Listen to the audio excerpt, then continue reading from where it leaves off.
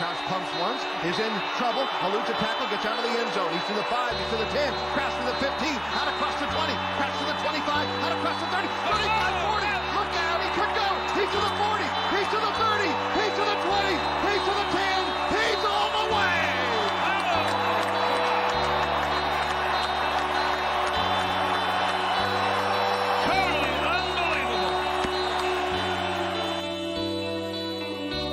Right on the end. The snap is down. The kick is up. The kick is on its way, and the kick is He bangs it in there. 57 yards out of school record to put the Huskers in front, 33-31. To the near side. Kellogg gets a shotgun snap. Final play of the game. Ron waiting for the wideouts to get downfield. Launches the throw down toward the goal line. Going up. Ball tipped in the air. Caught! Touchdown! Jordan Westerkamp! Nebraska wins the game on the final play of the contest! Oh, baby! Oh my goodness! Oh my goodness! What a scene in Lincoln, baby! Woo! Deep for Nebraska. Here's Wiley's kick. It's high. It holds up there. Rogers takes the ball at the 30. He's hit and got away. Back upfield to the 35, to the 40. He's to the 45. He's to the 50, to the 45, to the 40, to the 35, to the 20, to the 10. He's all the way home. Holy moly. Man, woman, and child did that. Put him in the aisle. Johnny the Jet Rogers just tore them loose from their shoes.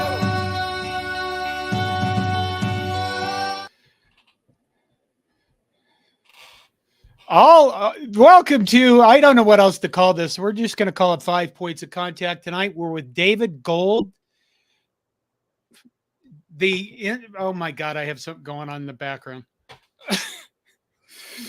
We're with David Gold, InsideNU editor-in-chief. And before we start this, I need to give a birthday. His son, Colt, asked me to send a shout out to him. So there's your shout out. And I got to get rid of this background noise. Oh my God.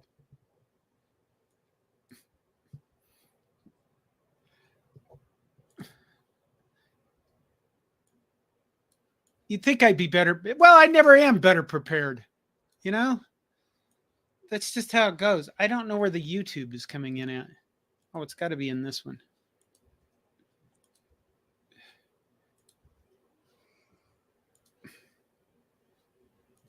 There it is. Okay, miraculously, I didn't close out the window that runs everything. Hello, David. Sorry about that. Thanks for having me on. Excited to talk a little football, a little everything. Heading into this weekend, heading to Lincoln for the first time ever. Should be a blast.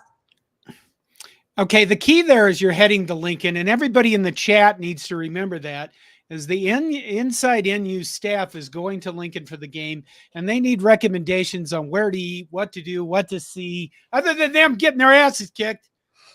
You know, anything that you you guys think that they should see around the stadium, around the town, around Nebraska. And my God, that background video really threw me off. You know, David, we're going to start with the ugliness because are you tired of talking about this yet? I mean, are we talking about the Big Ten West? Are we talking about Northwestern football as a whole? Like, there's a lot of terms that could be described as the ugliness. Well, and I'm going to appease your listeners a little bit more. We could just be talking about Iowa's offense for all we know. We could oh my God. You're already starting out very good at this. Winning friends and everything. Okay. My God, Pat Fitzgerald, Northwestern University, the scandal, the hazing. You know, just, I guess, give us an update on where everything is. Is there like 83 lawsuits? Are there only 20? Why does your athletic director still have a job? Why does your president still have a job? Just your thoughts on when all this broke. Were you knowledgeable ahead of time?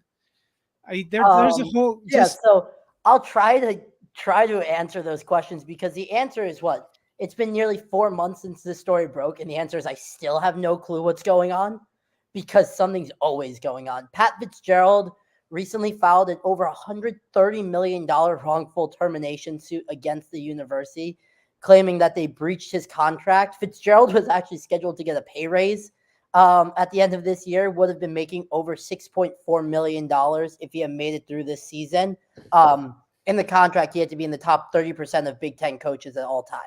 So that was in his contract that would have went into effect January 1st, 2024.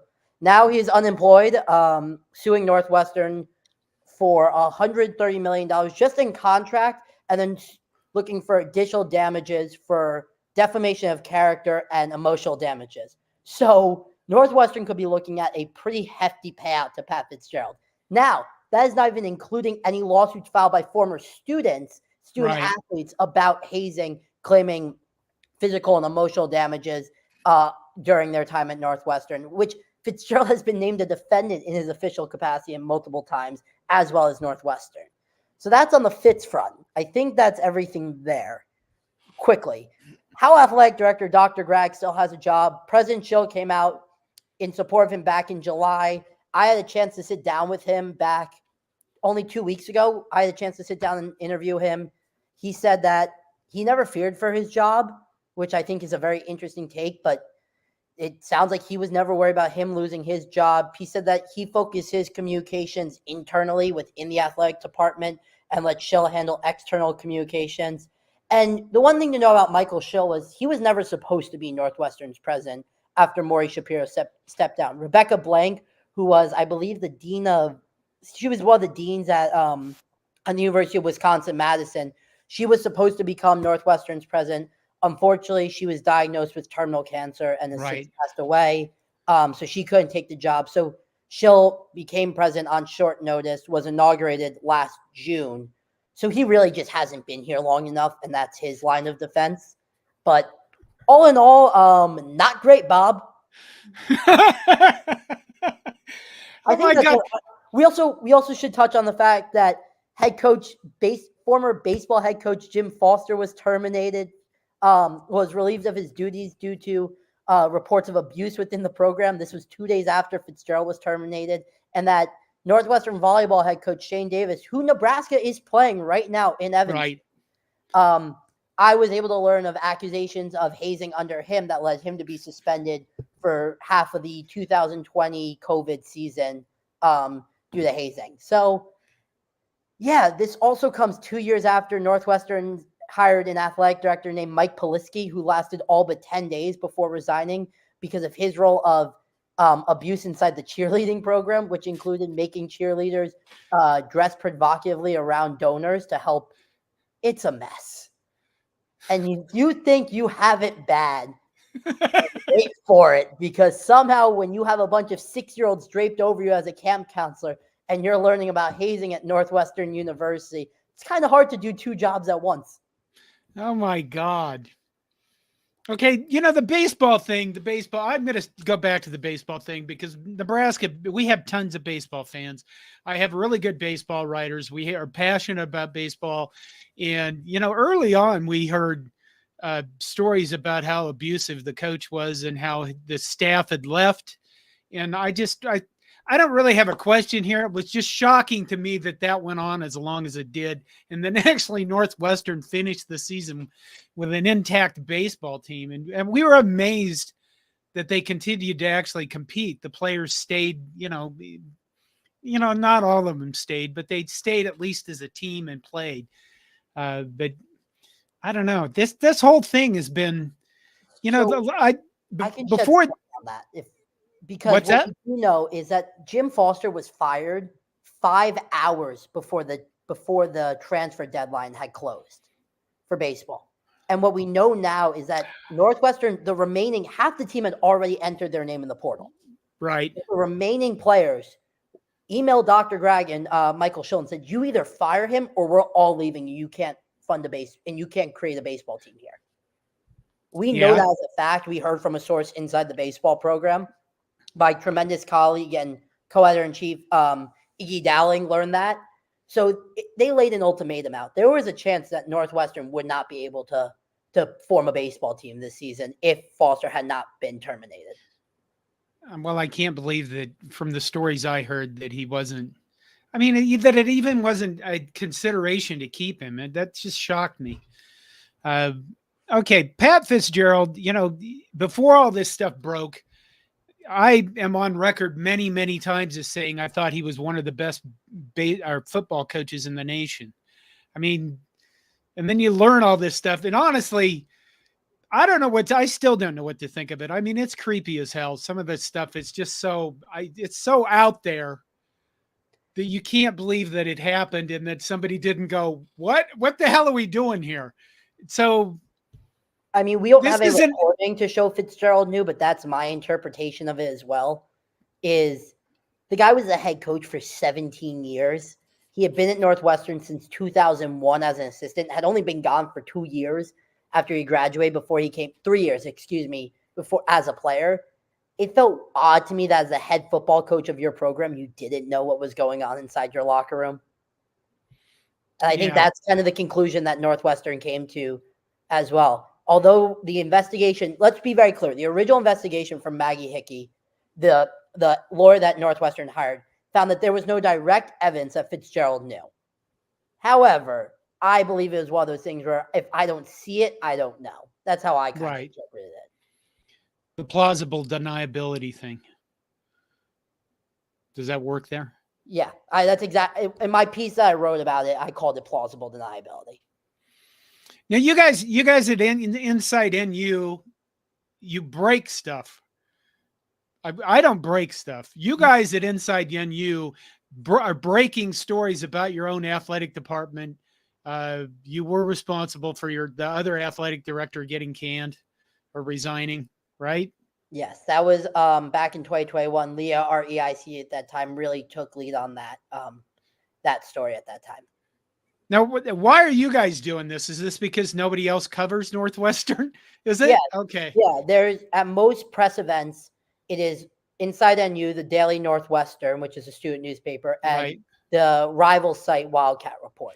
So at a normal football press conference on Monday is myself, my co-editor-in-chiefs, Bradley Locker and Iggy Dowling. The Daily Northwestern will normally send 2 people. It kind of rotates. Lawrence Price, their game day editor, is normally there. And then Matt Shelton of Wildcat Report. It's normally about 6 of us total. Oh, my God.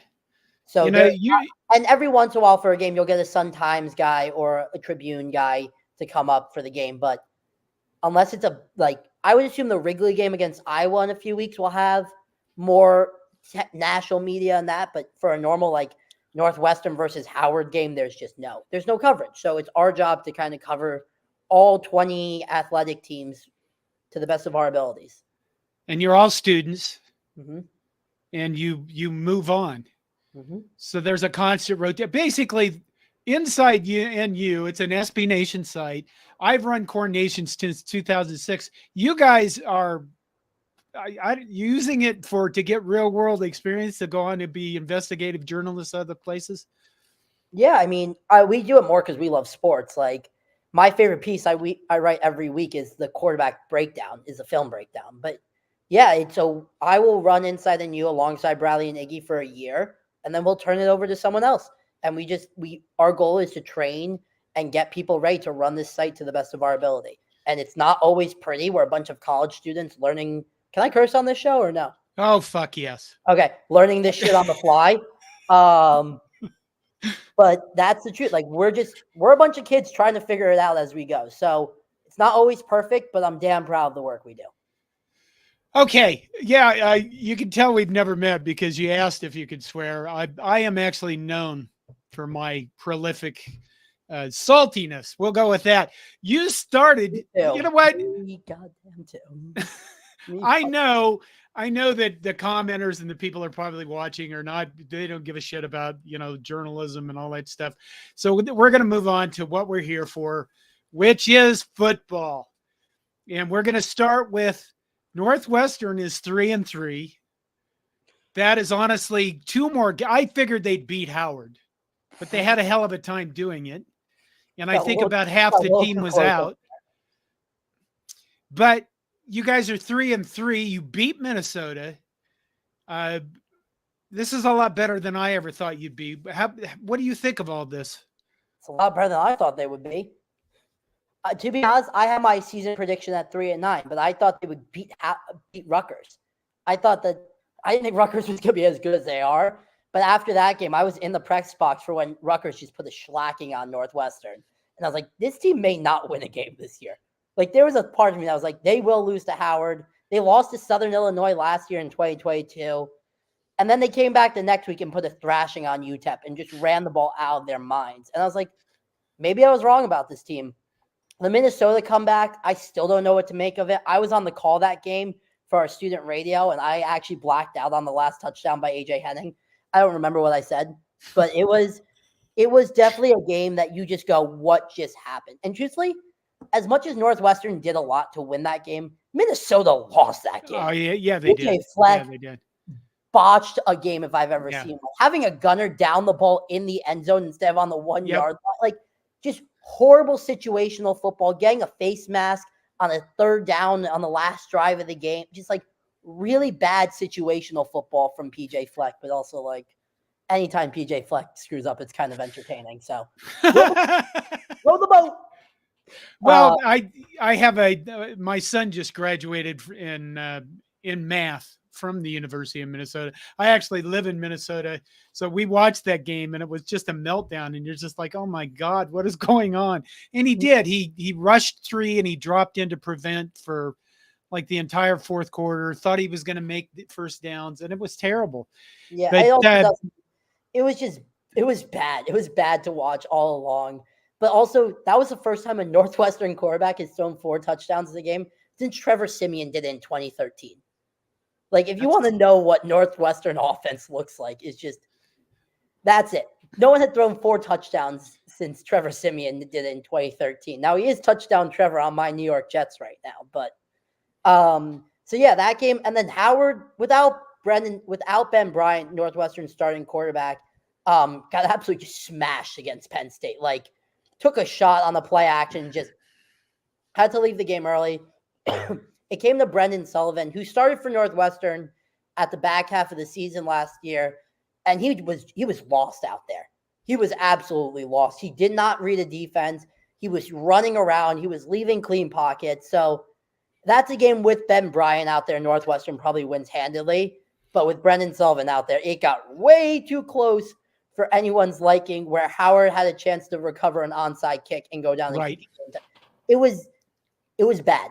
It was really bad, but it also doesn't help when Howard knows a quarterback can't throw the ball. So you load the box with 7-8 and you bring 6 every time. So are we going to see Ben Bryant, your starter, this weekend? So the most I can tell you is on Monday, David Braun said he was progressing. But after Howard, Braun said he should be good to go. I think it's gamesmanship by Braun. It's very Fitz-esque of not revealing who the starting quarterback is and making Nebraska go, oh, we have to prepare for Bryant, but maybe Brendan Sullivan, who the hell knows? It's going to be I would be shocked if Bryant, 3 weeks removed from injury, can't go this weekend. That's not based on reporting, based on anything I know. It's just based on Braun's comments that he was a game time decision against Howard, said he should be good to go, had a full bye week. I would expect Bryant to go. Northwestern needs Bryant to go if they want to win this game. So what does Bryant bring to the table? Can I just say, like, quarterback play that's not god-awful?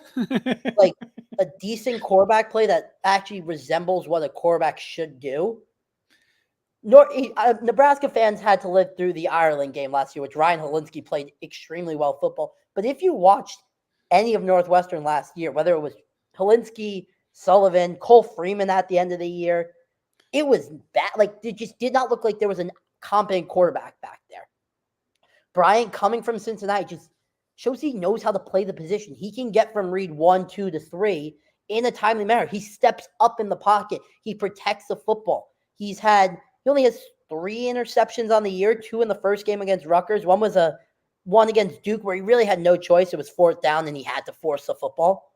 But, like, he plays quarterback to a level where you go, oh, this is actually what quarterback should look like. He actually creates a viable passing game where defenses can't just load the box and say, we're just going to stop Cam Porter and then you can't do anything.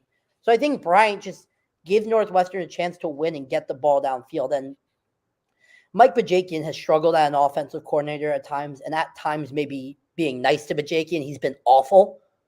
But Okay. with Bryant back, it's been clear that this year Bryant back there just shows that Bajakian's offense can work if operated correctly. Okay, so what does Northwestern have on offense besides Ben Bryant? We are used to at CornNation for years. We've referred to the Nebraska. Well, I've referred to Northwestern's offense as rock fighting, and it seems like that is, is that what you're going to do again this year? Are there what running backs do we need to be aware of, or what wide receivers do we need to be aware of? For a second, I'm going to mention hoops. Chris Collins' favorite thing is a rock fight. He loves to call a game a rock fight. So I call everything that Northwestern does offensively in any sport a rock fight because it's always never good. But for Nebraska to look at, it's going to be A.J. Henning. A.J. Henning, the Michigan transfer, who is just a pure speedster now at Northwestern, a slot receiver, a kick returner, punt returner, lined him up in the backfield at times. He is just so versatile that's going to be Nebraska's stop. You got to stop Henning in the slot and make sure he can't wiggle his way through. Cam Johnson, a transfer from Arizona State, has been Northwestern's number one receiver, really good in tightly contested areas. Lost slant routes, trying to get the ball to him quickly, and he will drag defenders with him. Big yards after the catch guy, can really put his shoulder down and drag defenders forward. Cam Porter, with Evan Hull gone, it's now Cam Porter's time back here, 2 years removed from his torn ACL. Still not eclipsed 100 yards yet this season, so the running game's been iffy at best. 4 new offensive linemen starting this year. Josh Preeb, the only starter from last year, is still working his way back off a torn ACL from last year, so he's still getting his feet under him. So this offense actually drops back a lot more than anyone's used to. Ben Bryant against Minnesota dropped back 48 times. So this offense will try to air it out at times. The offensive line holds up better in pass blocking than run blocking by far. So you got to look out for Henning. You got to look out for Johnson. The transfers are really where Northwestern's has made its money this year on the offensive side of the ball. Okay, before we go on, we're going to pull up some comments. Fred Sacco, who's a dangerous man, just so you know that. Fred Sacco, and the reason you know that he's a dangerous man, David, is he prefaces his question as disgusted, apathetic, purge mass out of protests, dry humps, etc. All right, Fred, I'm going to try to be as blunt as I can. Winning cures all. That's the truth behind it. Some people are really pissed, but I think more people are pissed. The older alumni are more pissed at Schilling Grag for their handling of the situation, firing Fitzgerald. Pat Fitzgerald's a goddamn icon at Northwestern. People care about Fitz more than they care about this university. Let's be very honest here.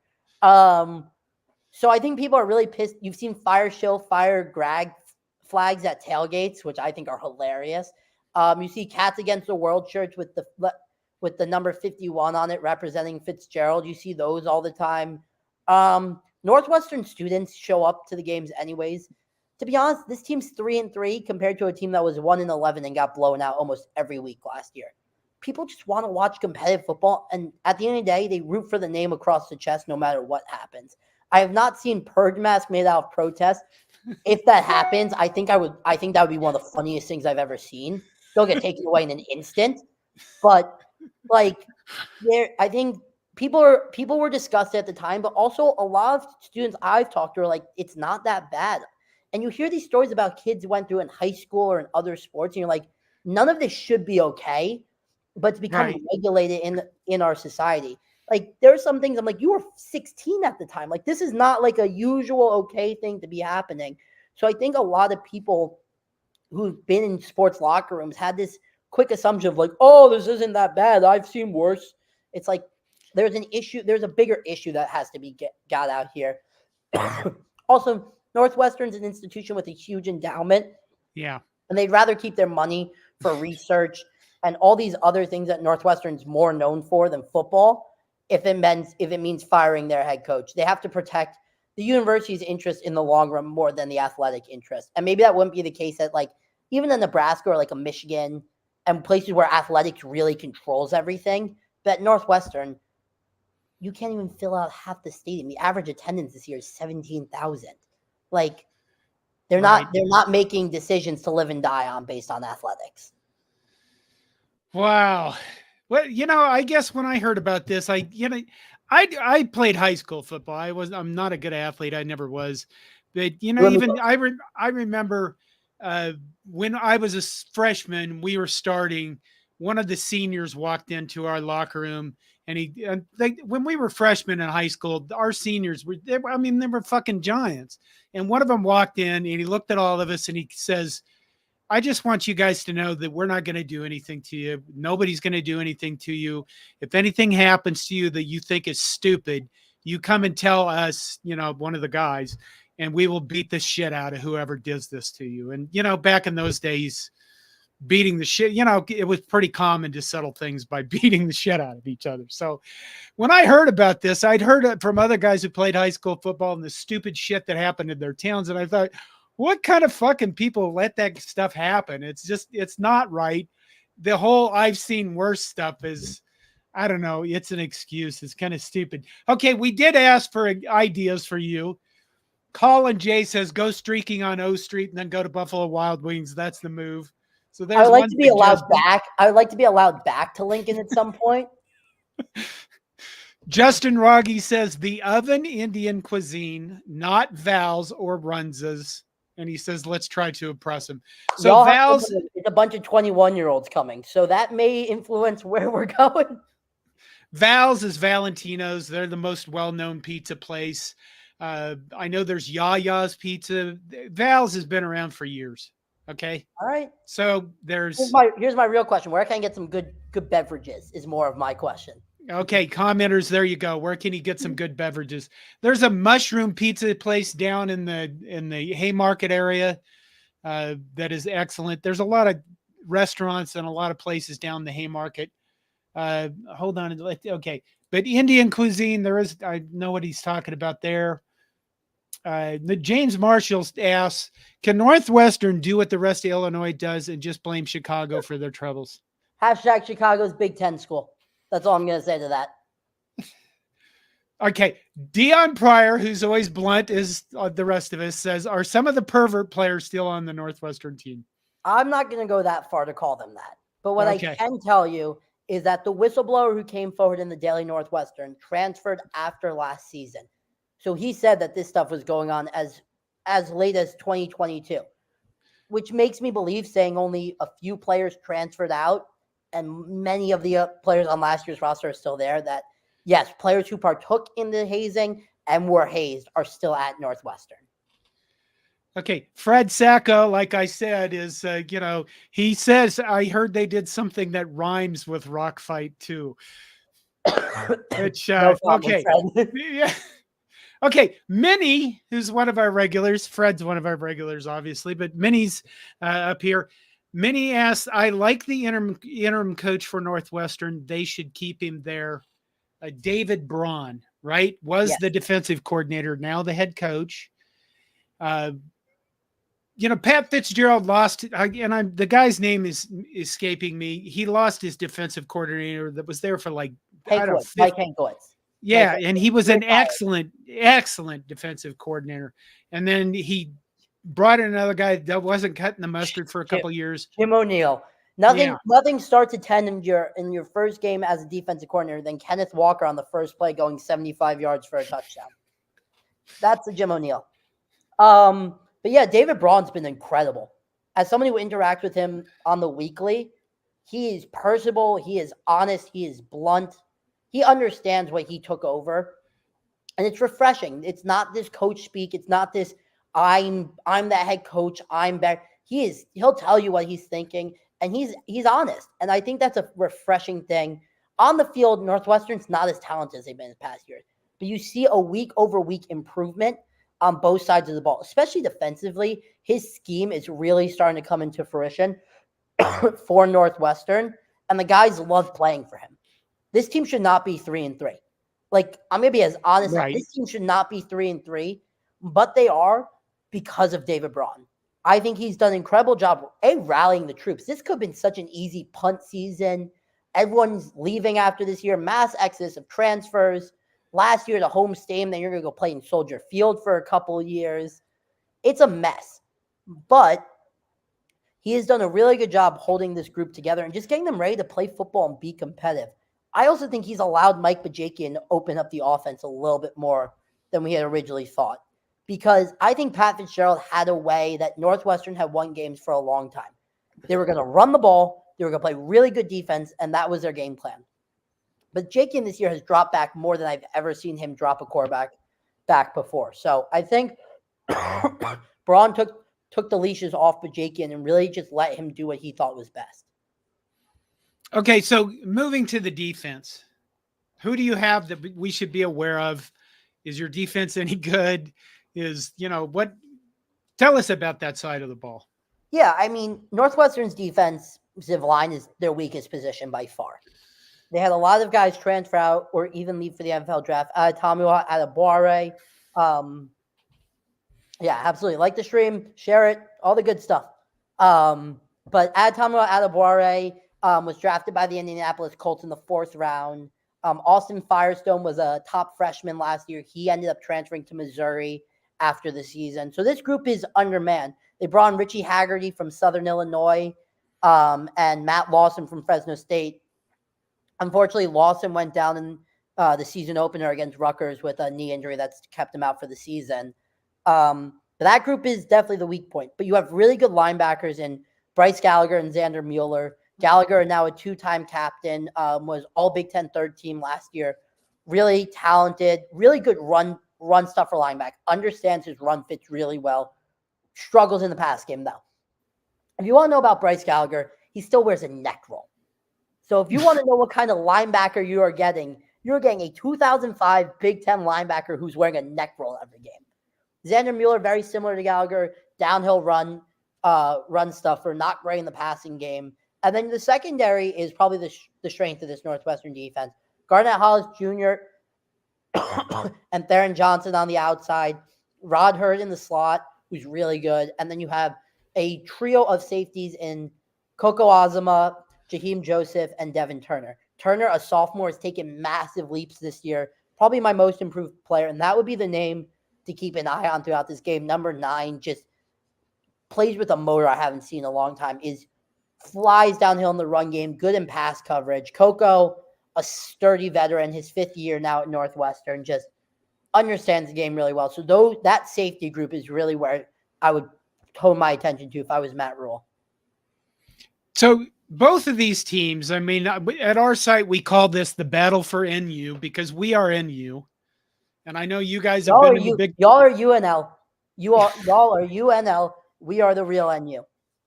Yeah, see... But I keep seeing all these NWs in these comments. I'm not happy about it. Yeah. There you go. Notice, here we go. Well, I'll bring up some more comments in a bit. They have a bunch of suggestions for you on places to go. Both of these teams have played each other fairly close over since we've been in the Big Ten. Yeah, there's a 56-7 game in 2021 we don't need to talk about. But the games have been close. I mean, they pretty much all have. Oh my God, the years are escaping me. Last year it was Ireland. Yes, it was. Well, what a game that was. And that was the moment where I knew Scott Frost was not long for his position as head coach. Oh. What was your reaction to the onside kick, just so we can get this out here? What are we doing? I have to preface this that I coached special teams for a few years. I was a kicker. I coached special teams. But that game, Northwestern's offense was playing well too. And they were only down 11. And you give an onside kick at midfield, you had all the momentum in the world. Kick that ball deep, force a punt, go down, score. That game is over. Instead, Northwestern goes right down the field, scores. It's a 3-point game. I get the idea behind it. You're trying to catch them off, whatever. What are we doing? Nothing I loved more than watching Scott Frost try to figure out a one-score game. Well, that's the thing. Since then I have entertained the idea that he was shaving points. I've entertained many ideas about Scott Frost and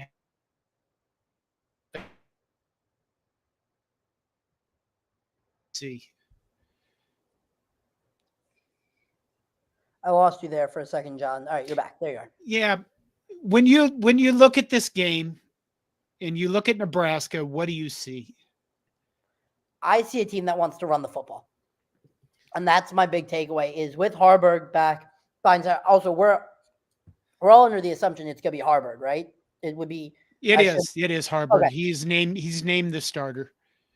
That makes sense. Jeff Sims couldn't protect the ball at all. With Harburg, the one thing Northwestern has struggled with, and yes, Riley Leonard's a very different player than Heinrich Harburg, but Northwestern really struggles with mobile quarterbacks and quarterbacks that run the ball.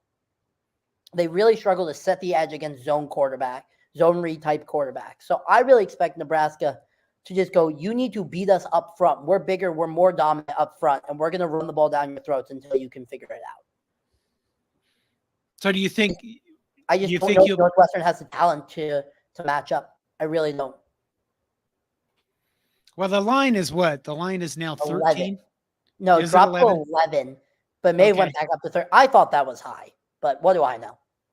You thought it was high because our offense stinks or because because I watched the Illinois game. We dominated them. That's not saying much. Has everyone else watched Illinois football this year? They beat Maryland. Yeah, but nothing's weirder than an October Maryland. Maryland's known for starting 4-0 and then just absolutely falling apart. Well, that's true. All right. We're going to take some more comments. Okay, go say I should have gotten rid of some of these. Okay, some of them are earlier. Joel Tilson asked, does Fitzgerald have a case against Northwestern? So you have to pretend to be a lawyer now. Oh, I've been studying contract law now because of this. So here we go. Really? Yeah, he has a case. He has a case because Northwestern originally suspended him 2 weeks. Right. And then 3 days later fired him, but they didn't find new evidence. All they did was have the Daily Northwestern and us come out and report on what was the type of hazing that was happening in the program. So, yeah, it's hard to say that he doesn't have a case just because they originally only suspended him 2 weeks and no new evidence was shown. Now, in his contract, there is a termination for a cause section. And it clearly states if you or any member of your staff know of things that break the bylaws of the university, which has a zero tolerance for hazing policy, or Illinois state law, which has an anti-hazing law, you can be terminated for cause. My best bet, because discovery isn't good for either side. Northwestern can find someone who can come in and definitely corroborate that Fitzgerald right. knew. And it's not good for Northwestern that they also can go into discovery and admit that they didn't think that this was a big deal. And I think a settlement is coming. I think that at the end of the day, they'll probably settle for the remainder of his contract, probably in the $50-60 million range, and they'll part ways. It's just, this isn't good for anybody. And the more that comes out in lawsuits about what Fitzgerald knew, the harder it will be for Fitzgerald to ever get another job again. And I think Pat Fitzgerald still wants to coach. Now, me personally, I think Pat Fitzgerald would be a phenomenal analyst, studio analyst, college game day type person. I also think Pat Fitzgerald's going to the NFL. I think Fitzgerald will be an NFL defensive coordinator within the next 2 years because that man hated two things more than anything: NIL and the transfer portal. So I don't think he wants to go to a new college program and try to use the transfer portal and NIL. Fitz called Fitz once called the RPO communism. He was not known for really, modernizing with the game. It was something I wrote about multiple times. It's like Fitz has to learn how to goddamn modernize at some point. So okay, well, you got the questions. I get this one. Minnie asks, John, I remember you calling Fitzgerald the best coach Northwestern has ever had. Do you still feel the same? Well, I do. I mean, if you go through the history of Northwestern football, up until Randy Walker. Gary Barnett, maybe. Gary Barnett was the one who took them to the Rose Bowl in '95. But you know who was the All-American linebacker on that team? Who led that team? Fitz, wasn't it? Yeah. And then you had Randy Walker, who unfortunately passed away early. The thing about Northwestern, when I was in school in the 80s. So that was I think it was 80 to 82, where they had 34 losses in a row. They won a game. They marched the goalposts and threw them in Lake Michigan. And which would have been, of all the celebrations I can remember in my life, that is one that I would have loved to have been part of. But yeah, that was awesome. That's a good one. Directly answering your question, Minnie, I think that here's the thing. I mean, I'm 61 years old, and there's a lot of changes that have occurred over that time frame. And there's a lot of reasons where, guys my age call younger people soft, or they say, well, you guys can't put up with anything, or you can't handle anything. Well, a lot of times when I look at these things, I look at them, I go, ask myself, is this change? Or is it just bad? I'm sorry. Is it bad, or is it just change? Because a lot of older people just look at any change and they think it's bad. And I think that a lot of the stuff, when you looked at what happened with Northwestern at Camp Kenosha, a lot of the stuff, it's not, I wouldn't have felt comfortable with any of that stuff being with other guys in a locker room. I don't think any of that, I have never found any of that type of behavior funny, amusing in any way. It's kind of a bro thing that I never have bought into, and I just, so the fact that if Fitzgerald knew about that stuff, I think it's damaging. I think he's still probably, I'll say it. I think he is a damn good coach. Maybe he'll learn something from this and pay more attention, or maybe he'll just get millions from Northwestern and go on with his life. I mean, he still was Northwestern's best coach in their history. So I guess you can't take that away from him. Yeah. For Northwestern's sake, the best thing that could happen for all of this is like David said, settle this stuff, settle with the people that are suing the shit out of you. Try to make this kind of smooth it over as much as possible. And we all know that lawsuits are a lot of paying people off. Well, that's how it works. And then Northwestern goes on with their lives, hopefully without, I think it's David Schill, is it? Michael Schill And their athletic. I think those guys need to be gone as part of this. They're not going anywhere. They're not going anywhere? No, they're not going anywhere. I have them very good. Like, they're not going anywhere. But yeah, Fitz's legacy is now complicated. But if you ask me who the best football coach in all time, it's still Pat Fitzgerald. It will always be Pat Fitzgerald. He took a Northwestern team to 10 bowl games. Yeah.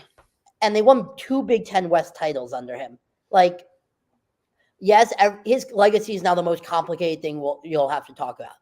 But he deserves what he did here. He still deserves the respect that for what he did. And that's the complicated part. He was in charge of a program that had some horrible things happen to it. But you cannot take away the fact that what he did overall for Northwestern was good. Yeah. But at the end of the day, you can't survive something like this. And also, it's clear that it got worse as time went along. It's clear that it went from some weird shenanigans at Camp Kenosha, as I think one person put in the Athletic story about, it was weird fat guys doing weird fat guy shit. Which is just a fucking great quote. That's a hell of a fucking quote. But I think it got I think the car wash was bad, but when it came to forcibly restraining and dry humping, it came to that whole thing. I forgot about that. That whole thing is just this shit's what ingrained the fuck? in me. This shit is ingrained in me now. I can tell you this story from front to back with no problem. But yeah, someday you're going to have grandkids and they're going to ask you these questions. I hope not. Which part? The grandkids or them asking your questions? Yeah. So, Grandpa, what'd you learn when you were in college? Well, kids, let me tell you about some Shrek masks. But no, at the end of the day, it's a complicated legacy. Northwestern still has Pat Fitzgerald's name, on their boards in Ryan Field, like of honoring All-Americans. He's still on some of the graphics and displays that they show at Welsh Ryan Arena. Like, Pat Fitzgerald's legacy is going to be hard to grapple with for a long time. Yeah, do I think at some point in the future, I really do believe this, at some point in the future, and it's when Schill and Greg are no longer here, probably 10 or 20 years down the line, Fitz will come back, not to coach, but will be recognized and get his jersey retired, put in the rafters of Welsh Ryan or something. Like, I think that as time passes on, like, he'll end up being honored. I don't think he'll ever be back at Northwestern in any official capacity, but that's my opinion on it. I think Pat Fitzgerald's legacy is now so complicated because so many people at Northwestern still love him and still care about him deeply. It was hard for us as reporters because we all liked Fitz. Fitz was great with us. Was he a head football coach who knew what he could get away with because these media members were all going to be gone in 2 years? Yeah, he knew. He knew he didn't have to be that forthcoming with us because what did it matter? In 2 years when I got my diploma, I wasn't covering this team anymore. Right. So he took advantage of that, but he was always, if you saw him out, he was always like, how are you? How's classes? Like, he was a good dude who I had the respect. I had the hell of a amount of respect for. So you had to put these feelings aside of respect. And for a lot of us, like, we looked up to Fitz. Like, we're a school. Like, he was a huge name. He brought Northwestern onto the map. Let's be honest here. Wow. So his legacy is something that Northwestern media, students, alumni, everyone's still grappling with. And I don't think everyone feels differently about it. And you're not going to get one person to feel the same way because if you ask me, do I still think Pat Fitzgerald's a great coach? I thought he lost touch a little bit with the game, but I think he still can be a good coach at a level. I think he needs to modernize the game, which is why I think he goes to the NFL and becomes a defensive coordinator. Right. The scheme is still good. He didn't want to go to what modern college football was. I can't blame him for that. I mean, I'm old, in my real life, I'm an IT consultant and my career is going down, it's just going downhill. And I see a lot of guys that you get to a certain point and you're like, I can't do this next round of change. And that's just how it goes. All right. We're going to give you some suggestions. Now, the thing about the YouTube chat is these will show up on the YouTube chat. So if you forget everything, you can come back and look at it later. Maybe I'll run into some of the listeners at the tailgates. Who knows? Yeah, if you guys are at the games, Fred, if you're going to the game, buy David a beer and his friends, everybody. Fred says the oven is good. 21-year-olds hit Mellow Mushroom Pizza. That's the one in the Haymarket area I told you about. Fred also has Duffy's Tavern, Sandy's, 2 fun bars I recommend. And I know I'm a drunk, so I'm told. And Ad O'Rourke's. Also Kincaidor Beer Hall. Ask for Oz. Tell him Fred sent you. Have a snow beast. And then Fred, he must be a drunk because he gets around and hit the Starlight Lounge. I know the Starlight Lounge. It is a cool retro bar with solid mixed drinks. During football season, do they have the guys playing the pianos, Fred? Because they usually have guys playing like pianos, dueling pianos, and they do a lot of stuff like that. And it's fun. Fred, I gotta drive home on Sunday. What kind of hangover are you giving me? We're expecting you to stay there for 3 or 4 days and spend your money in Lincoln, Nebraska. Fred also says the Fat Toad, not named after Iowa cheerleaders, but it could be, and the Hot Mess, named after both our programs. Okay, that's what I have starred so far. There's been a bunch more comments come in. That's awesome. Go ahead. No, we've talked about a lot here at Northwestern is David Braun and Matt Rule have very similar career trajectories. Rule now going to Baylor after the Art Briles scandal. Braun said they haven't talked, but I've always been interested to wonder what Rule thinks about what Braun has done at Northwestern. So I'm interested to talk to him this weekend after the game. All right. I'm going to bring up some more. Oh, my God. Somebody brought up, James Marshall brings up, look up the 1981 Northwestern football schedule. That team was as hapless as could be imagined. 0-12, baby. Was it Pepper Johnson? Was that the coach? 81, that sounds right. I could be wrong. Let me check. I remember a story of him talking about it, And he honestly said, every time when we showed up in the tunnel to go on the field, I thought we were going to win the game. No, 1981 was Dennis Green. Was it? Mm-hmm. Oh my God. Okay. Let's see. Need to get Fedone and Borakircher the ball involved in the pass game and the run game. Fedone and Borakircher are our two tight ends. Mm-hmm. I think that are. Yeah. Fedone has the chance to be really special. And that's where Nebraska should look, is getting those tight ends on Northwestern slower linebackers, and they can really take advantage of those matchups. That's where Northwestern has struggled. The receivers really haven't had great days against Northwestern. It's been running backs, and it's been tight ends, because those are the ones that the linebackers are asked to cover. Okay. Well, Dion Pryor says Northwestern was starting to go downhill. Do you think that was the case with Fitzgerald because of the modernization thing? Fitz, in all honesty, at any other program, maybe not Vanderbilt or Stanford, but at any other big Power 5 football program, Pat Fitzgerald would have been fired last season. He was 4-20 in his last two games, two seasons. And it was not even close. Like, it was bad.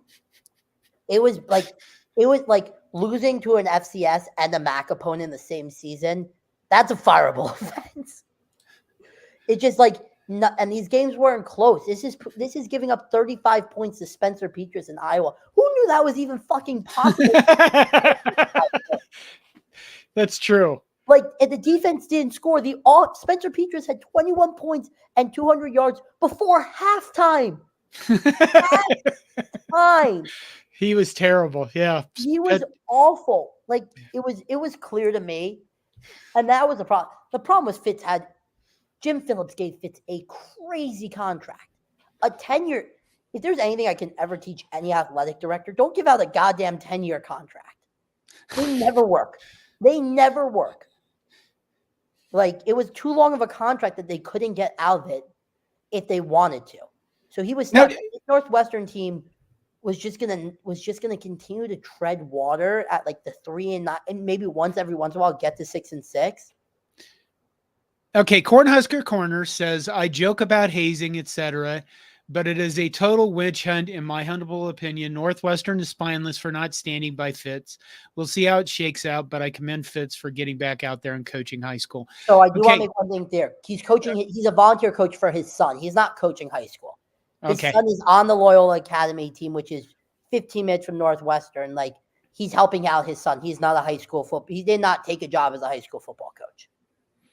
Now, I have to ask this, but do you think this was something they did so they could get rid of him and not have to pay off his contract? No, because if they wanted to do that, they would have fired him instantly and not suspended him 2 weeks during an NCAA dead period. They were really hoping that they would suspend Fitz for 2 weeks during a dead period. There's no recruiting. There's no practices. He could go on a 2-week unpaid vacation and then come back. His suspension ended the day before Big Ten Media Day. He would come back. He would go to Media Day. We would ask him about it. He would say, I didn't know anything, but it's my job as the leader of this program to do better, and we will do better. And that would be it. And anything else he would say, I can't comment on. And then we would go, okay, he's pulling the Fitz where we don't get anything from him. Let's start talking about actual football. We would move on from this story. The season would get in the way, and no one would talk about it because we'd all be talking about Northwestern being terrible on the field. But your student newspaper had other ideas. Or a whistleblower had another idea. Yeah. Wow. At the end of the day, Northwestern didn't want this. Northwestern didn't want to piss off its entire alumni fan base by having to fire Pat Fitzgerald. But as soon as the details came out about what happened, I actually didn't think they were going to do it.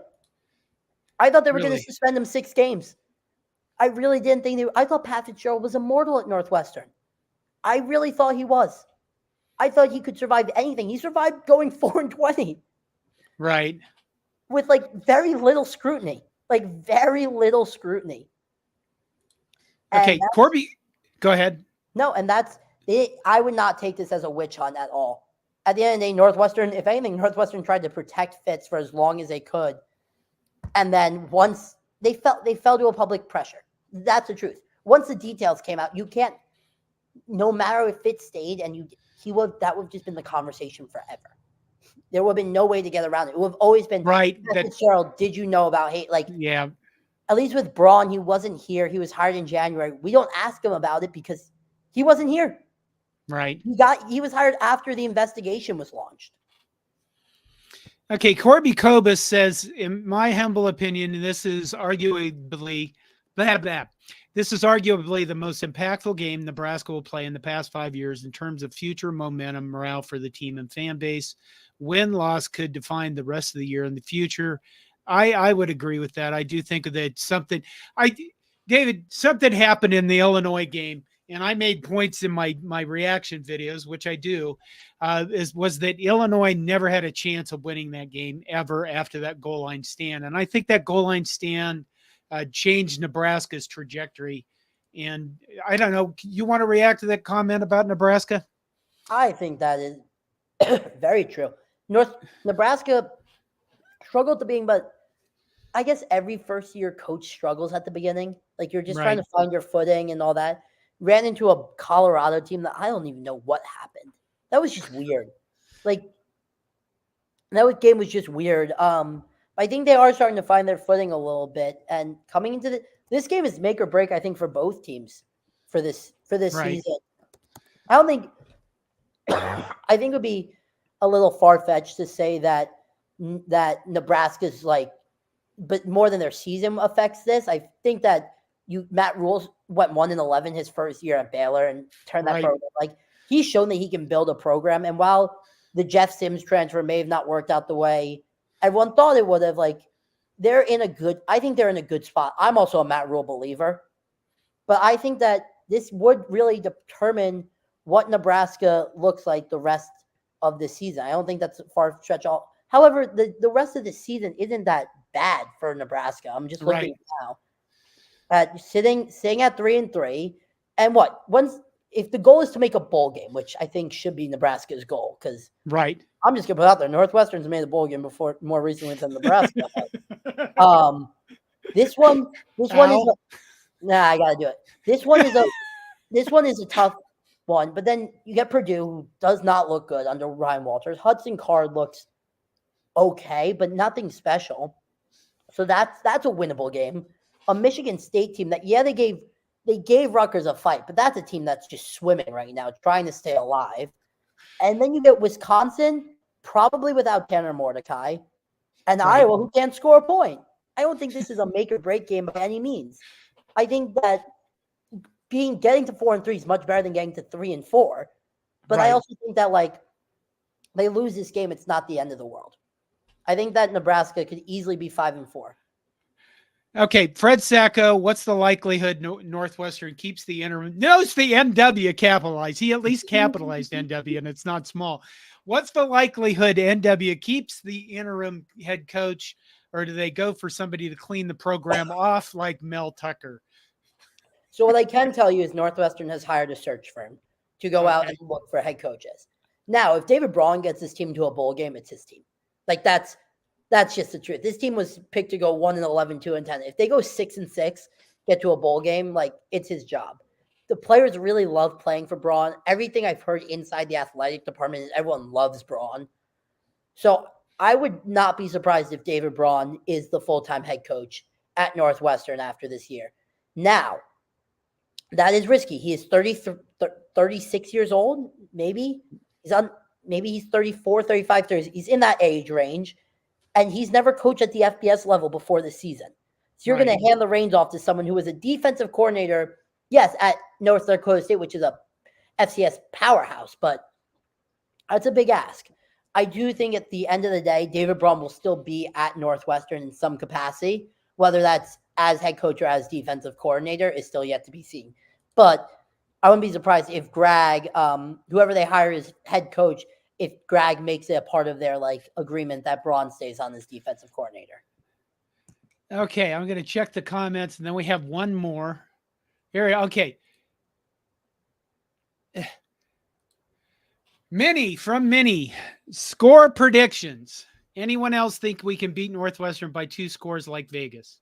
Do you have a prediction for us, David? I do, but none of y'all are going to like it. Well, then give it to us. Come on. So it's very dependent. If Ben Bryant plays this game, I have Northwestern winning 24-20. I think Northwestern's offense will click with Henning back, with Bryant back, and this offense was humming with Bryant behind them. Yeah, they ran into a buzzsaw at Penn State, but this passing offense was really starting to get going and find its rhythm. If you see Brendan Sullivan, I don't think Northwestern scores 10 points. So if it's Brendan Sullivan, I think Nebraska wins 24-10 and cruises with ease. Okay, so what'd you say the winning score would be? If Ben Bryant plays, it's going to be 24-20 Northwestern. If it's Brendan Sullivan, it's 24-10 Nebraska. Yeah, what do you think our defense is going to give up 24 points? I think there's a turnover or two. Oh my God, you said that so delicately. Northwestern's due. They've only forced 2 turnovers on defense all season. They forced 2 but they've also had two turnovers they forced 2 turnovers on special teams. And with AJ Henning back there, that's the thing people don't. Special teams is a weapon for Northwestern this year. Something that hasn't been a weapon in a long time. AJ Henning can flip a field like that. So I think that there's either some weird special team chicanery, a turnover or 2. I just don't know if Nebraska can't get their passing game going. That's what concerns me. Because what allows David Braun to play 6 in the box and get after the quarterback? Okay. Well, I'm going to go, I really haven't thought about this until right now. I'd probably go 24-10 Nebraska. Because I think honestly, the Illinois game, I think there was a big change there in attitude. There was a big change in there that basically, when they stopped them on the goal line, I think that they just looked at themselves after that and said, nobody's going to do anything anymore. And I realize that the offense can turn the ball over and can give the game away, but at some point that has to stop. I know that we're prone to it. Our quarterbacks aren't the greatest. Harburg's going to be the starter. You're probably going to get a heavy dose of, you are going to get a heavy dose of run. I mean, we don't have Malachi Coleman is a fresh, new, young receiver that was a massively high recruit in this class, and he will be starting this week for the first time. Otherwise, our Thomas Fedoni at tight end, Bora Kirchert at tight end, Anthony Grant at running back. I think they do enough on offense. And I think we pick up a turnover or 2 ourselves. So I would say 24-10 Nebraska. Well, if Brendan Sullivan's back there, you'll definitely get 1 freebie. If no one's seen it, go look up the clip of Brendan Sullivan throwing the ball right to a Penn State defender, like playing catch with him. I watched part of that game. I watched it for a little bit and I thought, oh God, this isn't even competitive. I'm not going to do anything. We'll probably do more predictions. No, you know what? We won't do more predictions. Our Thursday night show is going to be volleyball because we're playing Wisconsin this weekend. Ooh, 1 versus 2 matchup. Yeah, that'll be the biggest match of decades of volleyball. Probably. I have to say, the coolest thing I've seen all season was volleyball day in Nebraska. That was awesome. 90,000 in the stadium. I cover Northwestern volleyball, and that is awesome to see. It just is absolutely awesome to see 90,000 people turning out for volleyball. And now Nebraska's softball is getting Jordy Ball. It's all Northwestern Nebraska last year was a series here for Northwestern to clinch the Big Ten title in softball.